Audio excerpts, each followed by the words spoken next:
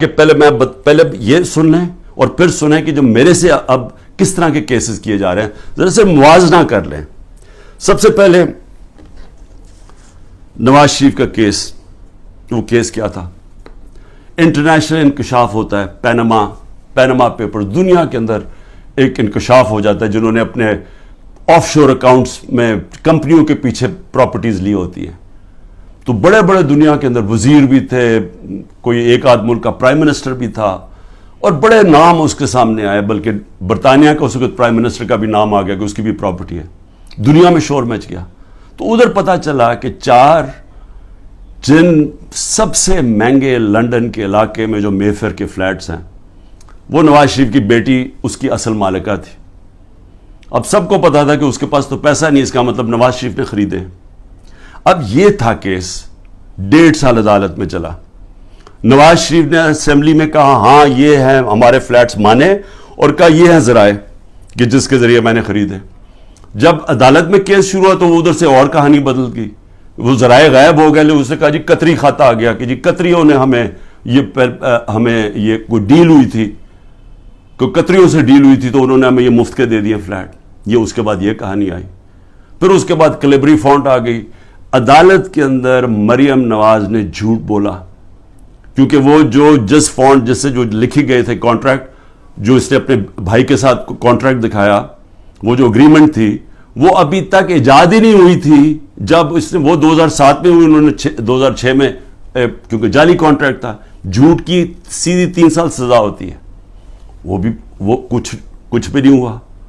اس کے بعد جناب سزا ہو گئی بعد میں ایون فیلڈ میں، اور پھر دوسرا نواز شریف کا تھا، وہ ایک اور اس کی جو سزا تھی ہل میٹل یا اس کی عزیزیہ مل تھی، اس کے اوپر تو اس کو سزا ہو گئی، مریم نواز کو سزا ہو گئی۔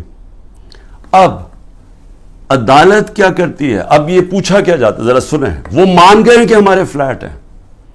عدالت اب یہ پوچھتی ہے ان سے کہ جناب بتائیں، آپ ثابت کریں، نیب کو کہتی ہے کہ آپ ثابت کریں کہ یہ واقعی ان کے فلیٹ ہے۔ وہ رہ رہے ہیں وہاں 30 سال سے یا 25 سال سے، وہ مان گئے ہمارے فلیٹ ہے، لیکن عدالت کہتی ہے نیب کو کہ آپ ثابت کریں کہ کیا واقعی ان کے فلیٹ ہے۔ کیسے کوئی ثابت کر سکتا ہے؟ اگر آپ نے آف شور اکاؤنٹس بنائے ہوئے ہیں باہر ورجن آئلینڈز میں تو کوئی ثابت نہیں کر سکتا۔ اس طرح تو جو بھی آج میں نے چوری کرنی ہے پیسے، میں بھی وہ وہاں باہر کمپنیز کے پیچھے میں خرید لوں پراپرٹیز، تو ثابت کون، ان کو صدیاں لگ جائیں گی ثابت کرنے میں۔ تو ایک تو یہ ہو گیا۔ دوسرا شہباز شریف، اب یہ ذرا سن لیں، شہباز شریف کی 16 ارب روپے کے ان کے بیٹوں کی بینک اکاؤنٹس میں پیسہ آتا ہے، ڈاکیومنٹری ایویڈنس ہے، جس میں مقصود چپراسی کے بینک میں 3 ارب سے 3.5 ارب روپے آ جاتا ہے ایک چپراسی کے بینک اکاؤنٹ میں، اور ساتھ ان کا نیب میں کیس ہوتا ہے، انہوں نے فیک اکاؤنٹس دکھائے ہوتے ہیں، جو لوگ کبھی پاکستان سے باہر ہی نہیں گئے، ان کے نام میں انہوں نے کہا جی ہمیں انگلینڈ سے ریمیٹنسز مل رہی ہیں۔ یہی حدیبہ پیپر مل میں اس شریف خاندان نے کیا، جو اسحاق ڈار نے اپنے 164 کے بیان میں بتایا 2001-2002 میں کہ میں ان کے لیے منی لانڈرنگ کرتا تھا، یہاں سے پیسہ باہر بھیجتا تھا، ادھر کسی کوئی قاضی فیملی تھی اس کے اکاؤنٹ میں جاتا تھا، اس نے باقاعدہ بتایا سب کچھ، اس اکاؤنٹ سے پھر پیسہ پاکستان ان کی خاندان کے نام پہ آتا تھا۔ یعنی منی لانڈرنگ یہ حدیبہ پیپر مل سے 25 سال پہلے سے شروع کی ہوئی تھی۔ وہی شہباز شریف وہی پیٹرن کیا، وہی آصف زرداری کے فیک اکاؤنٹس میں وہی پیسے، یہاں سے فیک اکاؤنٹ سے پیسے باہر بھیجو، ادھر سے دکھاؤ کہ جی منی ریمیٹنسز آئے ہیں اور وہاں سے پیسہ منگوا لو، باقی باہر رکھ دو۔ اصل پیسہ ان کا باہر پڑا ہوا ہے، صرف جو پیسے کی ضرورت پڑتی ہے وہ منگواتے ہیں یہاں۔ تو یہ اب آپ یہ سن لیں کہ یہ شہباز شریف کا کیس تھا، شہباز شریف بھی کیس سے نکل گیا، نواز شریف بھی کیس سے نکل گیا۔ شہباز شریف کیس سے کیسے نکلا؟ شہباز شریف کیس سے ایسے نکلا کہ انہوں نے پہلے تو جناب آتے ساتھ ہی ایف آئی اے کا سربراہ تبدیل کیا، کیونکہ جنرل باجوہ نے اس کو اوپر لا کے ہمارے اوپر مسلط کر دیا۔ جب انڈر ٹرائل تھا، شہباز شریف اور اس کے بیٹے انڈر ٹرائل تھے، تو جب ہماری گورنمنٹ گرائی اس کو اوپر بٹھا دیا آگے۔ اس نے آ کے آتے ساتھ ہی ایف آئی اے کا ہیڈ چینج کیا, اسے پرسیکیوشن کو چینج کیا, جو پروسیکیوشن تھی اس کو چینج کیا. انہوں نے جو پہلے انویسٹیگیشن کر رہا تھا, مسٹیریسلی ڈاکٹر رضوان کو پہلے ہٹایا اور وہ ہارٹ اٹیک سے مر گیا. اس کے بعد مقصود چپڑاسی مر گیا ہارٹ اٹیک سے. ارشد شریف جس نے بڑی ڈیٹیلڈ اس کیس کے اندر کام کیا ہوا تھا, اس کے بعد تھوڑی دیر کے بعد اس کا قتل ہو جاتا ہے.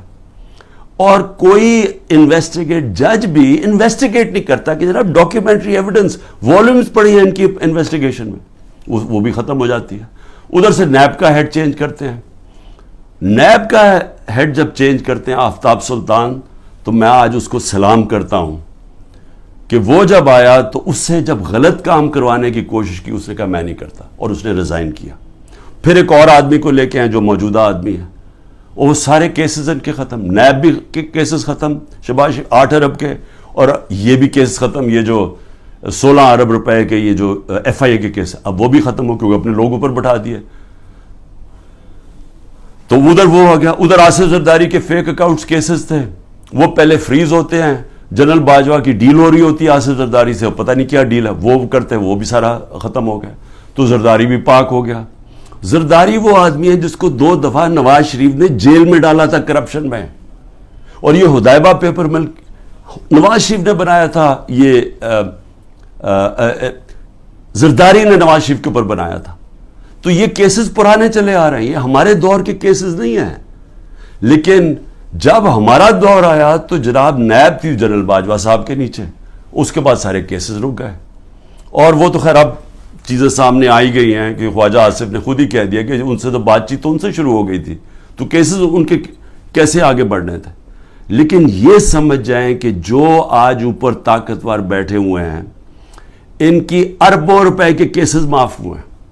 اور سب سے امپورٹنٹ چیز یہ ہے کہ یہ جب کیسز تھے یہ ان کی گورنمنٹ تھی. جو حمزہ شہباز اس ملک سے بھاگا ہے, وہ تو جب ایف آئی اے کا کیس آیا وہ جب ہماری گورنمنٹ تھی.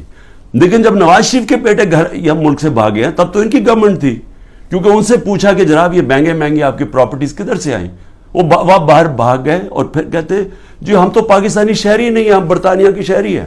اس کا مطلب کہ عمران خان اگر پرائم منسٹر بنے, یہاں سے چوری کر کے پیسے بھیجتا رہے اپنے بیٹوں کے سلمان اور قاسم کے اکاؤنٹس میں, اور کہے جی وہ تو پاکستانی شہری نہیں ہے, تو وہ جواب دہ نہیں ہے. تو یہ بیٹے بھی باہر بھاگ گئے, انہوں نے کہا جی ہم جواب دہ نہیں ہیں. اس کے بعد دماد بھاگتا ہے شہباز شریف کا, وہ جب نیب اس کو کرپشن کیس پہ بلاتی ہے وہ باہر بھاگ جاتا ہے ان کی گورنمنٹ کے نیچے.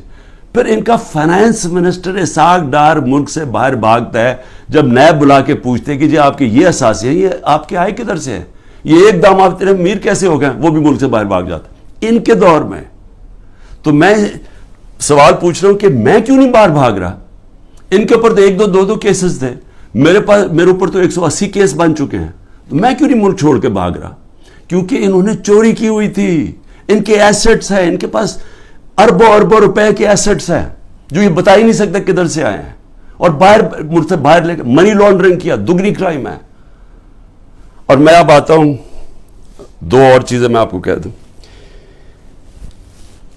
ہمارے 3.5 نیب کے سال میں 480 ارب روپیہ پاکستان نے نیب نے ریکور کیا چوری کا, کرپشن کا, 480 ارب روپیہ. اس سے پہلے سارے دور میں نیب نے 280 روپیہ ریکور کیا تھا. آج مجھے بتائیں کہ نیب سے کتنا پیسہ نیب نے کتنا پیسہ ریکور کیا.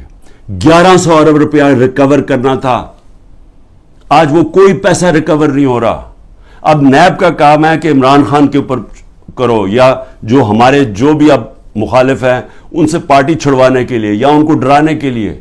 اب نیب کا صرف یہ کام رہ گیا. نیب جو پاکستان کے اندر, میں پھر سے کہتا ہوں, 480 ارب روپیہ ہمارے دور میں نیب نے ریکور کیا تھا, اور 1100 ارب روپیہ بچا ہوا تھا. انہوں نے قانون بدل دیے, ایک قانون بدل کے نیب کا قانون بدل دیا, اس پہ بچ گئے, اور دوسرا اپنا نیب کا ہیڈ بٹھا دیا ہے, جس طرح کے باقی انویسٹیگیٹنگ ایجنسیز کے اپنے لوگ بٹھا دیے.